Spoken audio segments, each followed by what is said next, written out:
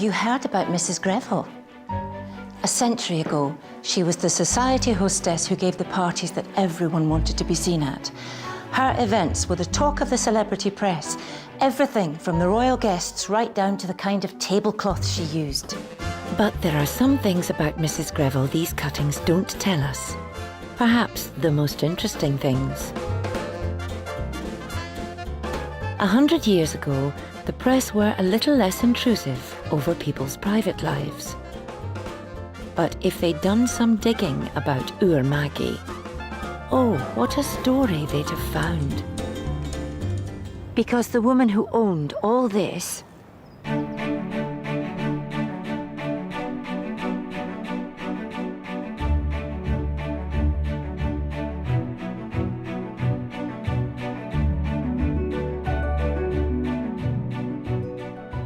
and turned it into the society playground of the 20th century was the illegitimate daughter of a Scottish boarding house keeper and a brewer. Now, that's quite some journey, even by today's standards. A century ago, it was unheard of. So how did Maggie Greville pull off such a stunning real-life Cinderella story? Her mother, Helen Anderson, ran a lodging house in the centre of Edinburgh. Mr. Anderson worked as a porter in the brewery. Mr. and Mrs. Anderson weren't married, though, at least, not to each other. Mr. Anderson is named as the father on Maggie's birth certificate, but it seems he was actually married to someone else. It's almost certain that Maggie's real daddy was this man. William McEwen, a self-made millionaire and the owner of the brewery where Mr. Anderson worked. Why he didn't court Helen openly is a mystery, but it seems that behind closed doors, they got quite well acquainted. And Maggie was the result. When she was 21, William McEwen finally made an honest woman of her mother, and together they moved to London to escape the knowing glances and cutting remarks of Edinburgh society. Margaret found herself the potential heiress to a huge fortune. So with money and position, what more could Maggie want? Well, how about a place in society like the one denied her in Edinburgh? Maggie set her sights on the very top, which meant playing hostess to the Prince of Wales. Quite how Maggie thought she had what it takes to climb to the top of the social ladder is anybody's guess. You'd imagine that the vulgarities of trade and the whiff of beer, not to mention being born on the wrong side of the blanket, would be poison to any ambitions of that sort. But you'd be reckoning without two things Maggie had in barrel loads: charm and cunning. She could read people like a book, and if she thought they were useful to her, she'd move heaven and earth to add them to her set. But she needed one more thing to force open society's doors: a husband. Preferably an aristocratic one. Just 6 years after her mother married McEwen, Maggie became the wife of the Honourable Ronald Greville. Ronnie was a captain in the Life Guards, heir to a baronetcy, and a bit of a looker too. With him at her side, Maggie launched herself into London society, all guns blazing.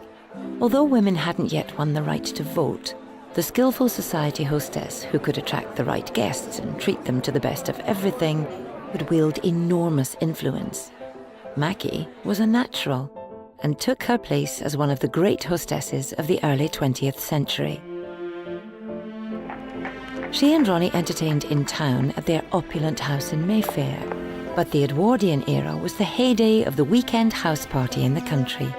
Royalty and politicians relished the chance to get away from town, to drink cocktails, shoot pheasants, and, perhaps, indulge some other appetites.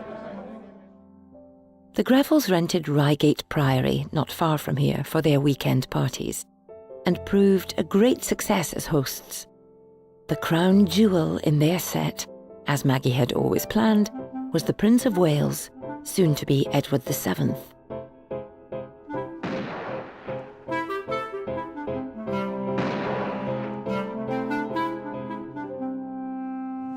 But Maggie, who directed every detail of these weekend productions, wanted more control over the scenery and settings.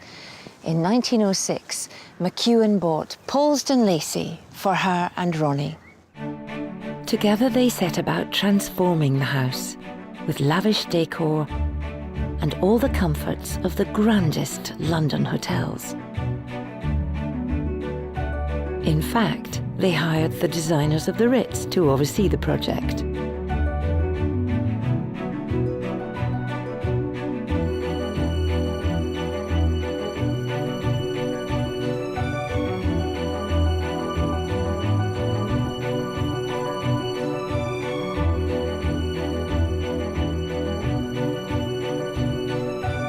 I want a room fit to entertain Maharajas in, she told them.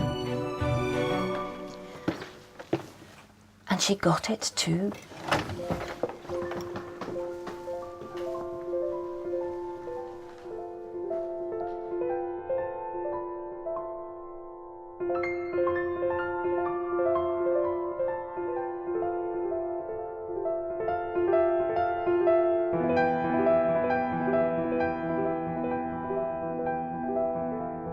The couple's lavish ambitions also extended outdoors. These gardens were planned as part of a much larger, grander scheme. But before the work was finished, Ronnie was diagnosed with cancer and died a few months later. His death left a void in her life which would never be filled. In 1908, Maggie finally moved into Polesden Lacey. She kept her London house, but this was where her heart was. Her father would often come and stay, a widow and a widower together. The Grevilles never had children, so the laughter that would bring these rooms to life had to come from her friends. Perhaps that's why she was so drawn to the society gossips and scandalmongers of the 20s and 30s, people who loved to dish the dirt as much as she did. One of them, Chips Channon, said, "There is no one on earth quite so skillfully malicious as old Maggie." The stage was set for the grandest part of Maggie's society career. She couldn't let the loss of her leading man prevent the show from going on. There's so much more to her story. This was a woman who took a role in her father's business empire and had the directors quaking in their boots at meetings here. But she never lost touch with her roots and was as happy playing matchmaker to her servants as she was to the aristocracy. "I'd rather be a beeress than a peeress," she said. And then there were the lavish parties, the vicious gossip, the royal guests and their lovers who came to party the weekends away. Come and discover it for yourself and find out just how much champagne taste beer money can buy.